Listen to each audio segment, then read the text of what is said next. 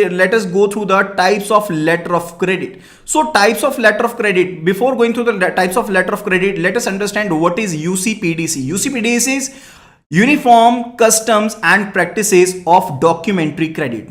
Now see, you are dealing in different countries, you are dealing with the clients in different countries, with the persons in the different countries, and there must be some standards, there must be some regulations which must be common for each and every of the country, because each country is having different laws, they are having different meanings for the different words, so as there is no ambiguity, there is no dilemma related to it, so as there must be some standards, which are provided under the UCPDC. So UCPDC is Uniform Customs and Practices of Documentary Credit. Why the letter of credit is said to be the documentary credit? Because the banks which are dealing with the letter of credit are dealing only with the documents and not with the goods. Banks are not going to deal with the goods, banks are only dealing with the documents. That is why it is said to be the documentary credit, that is credit based upon the documents only. So these are UCPDC are universally recognized set of rules which are framed by ICC. ICC is International Chamber of Commerce, and the latest version of the UCPDC is UCP 600, that is Uniform Customs and Practices 600. Okay, now let us have a look at the different types of the letter of credits. Okay, so first of all, it is a revocable letter of credit. Revoke means you can cancel it, you can alter it. So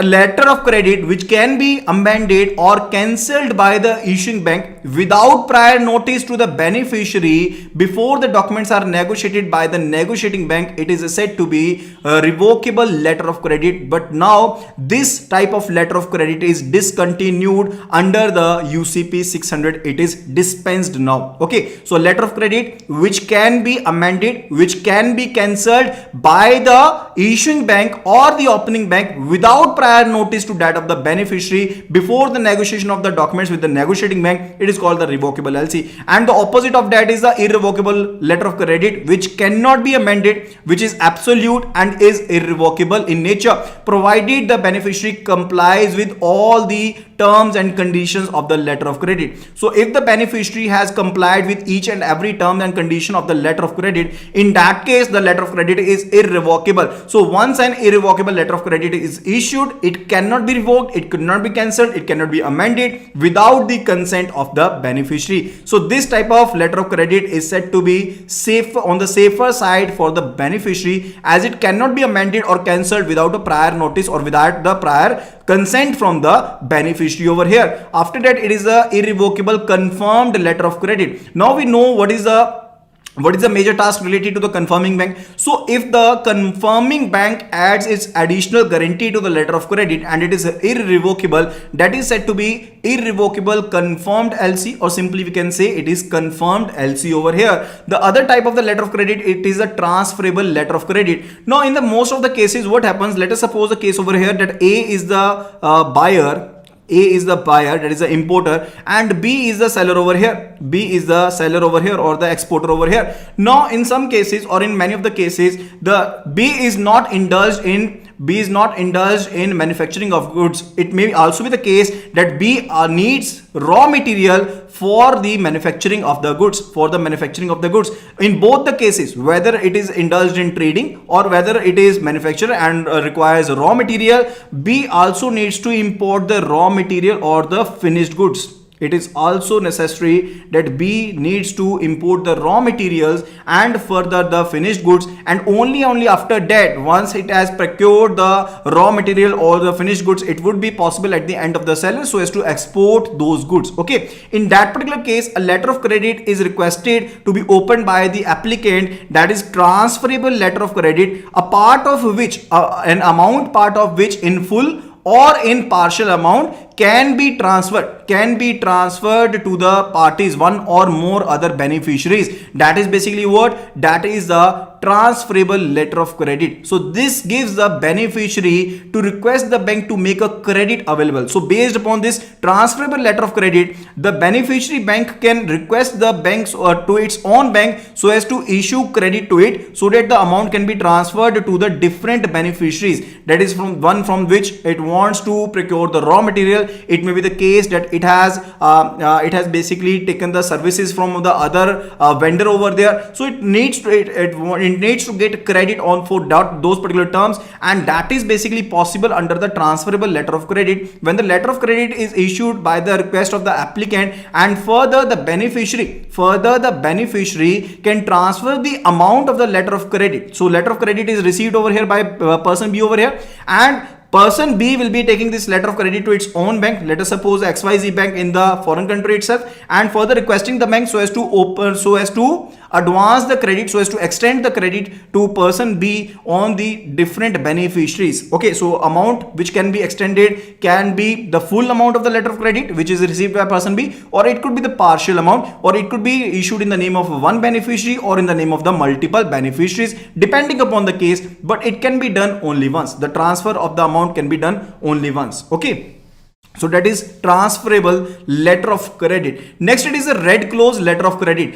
The red clause is basically, whenever we say red, it is basically a caution. It is basically a caution. Now, red clause letter of credit is also a caution to the advising bank. Why it is a caution to the advising bank? Because in the case of the letter of credit, here we are taking the case of the opening bank. So opening bank over here is further forwarding a letter of credit.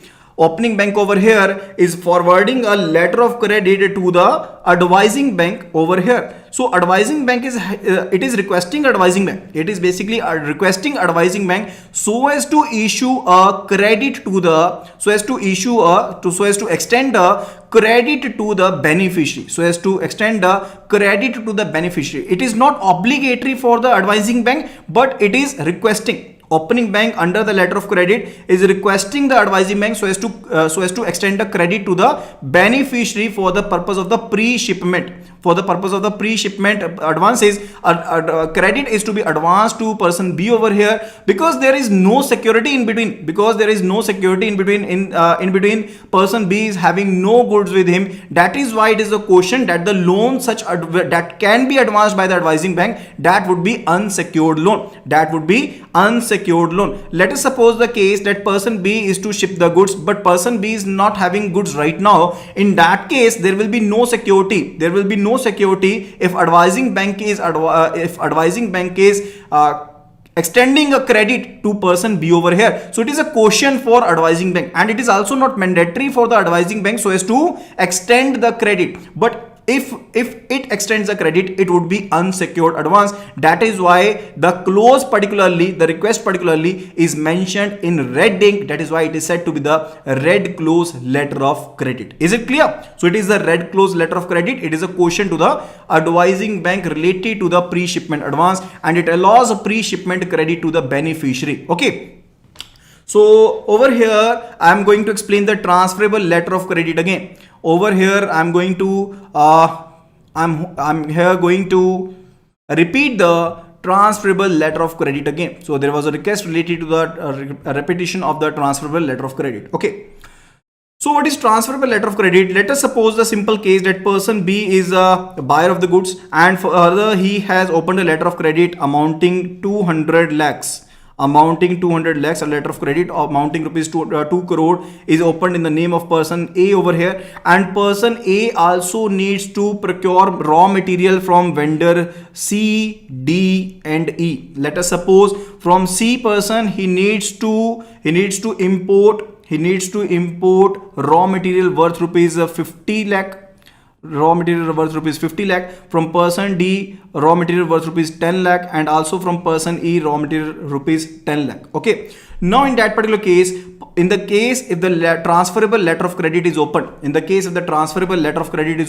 person A will be visiting its bank. Let us suppose the XYZ bank is A bank over here, that is a beneficiary's bank, and requesting its bank so as to basically extending a credit to person A over here. So as to extend a credit to person A over here, a new letter of credit will not be open. It will be just a general credit. Which will be extended by the bank XYZ to person A over here based upon this letter of credit of 200 lakhs. Okay, so person A is having the letter of credit which was further given by A to bank XYZ, and based upon this letter of credit, an advance was given to person A over here in the names of person different beneficiaries C, D and E. Now this amount can be the full amount of letter of credit, that is up to the extent of 200 lakhs, or it could be a partial amount, it could be in the name of the single beneficiary, or it could be in the name of the multiple beneficiaries over here, and further it is transferable only and only once. Okay, so that such type of LC is called to be the transferable letter of credit. It is said to be the transferable letter of credit. Now there is another type of letter of credit which is back-to-back LC. There is another type of letter of credit that is back-to-back LC. In the case of the back-to-back LC, as the name suggests, a letter of credit is opened on the based upon some other letter of credit. Let us suppose the same case that A wants to open letter of credit, but over here A does not only requires a loan, it wants to open a letter of credit. In that particular case, A person over here will be requesting the bank XYZ so as to open the letter of credit based upon the letter of credit it has received. So a letter of credit will be opened based upon this. So that would be the back-to-back letter of credit. Okay, so letter of credit will be issued rather than extending just a general loan. A particular letter of credit will be opened based upon the security of this letter of credit of rupees 200 lakhs. So that would be related to back-to-back letter of credit. Okay, so that is the difference between the back-to-back letter of credit and transferable letter of credit. Now we were covering the red close letter of credit, which you have already covered that. Further after that, it is the green close letter of credit. Now green close letter of credit is basically apart from provision of allowing pre-shipment credit. It is also there will be a provision, it will be requesting, the opening bank will be requesting the advising bank so as to allow pre-shipment advance to the beneficiary, and further issuing bank also has to arrange for storage and warehouse facility. Now why this is green close and why the above one was in red close? Now green close means it would be a secured loan. It would be a secured loan. In case of red close letter of credit, it was unsecured loan. It was related to unsecured loan, but in case of green close letter of credit, it is related to the secured advances over here. It is related with the secured advances. Now in case of green close letter of credit, a pre-shipment advance would be allowed. A pre-shipment advance can be allowed. It is not mandatory for the advising bank. It is just a provision that advising bank can extend the credit to the beneficiary. Okay, so advising bank over here, let us suppose the case advising bank over here extended a loan to the beneficiary.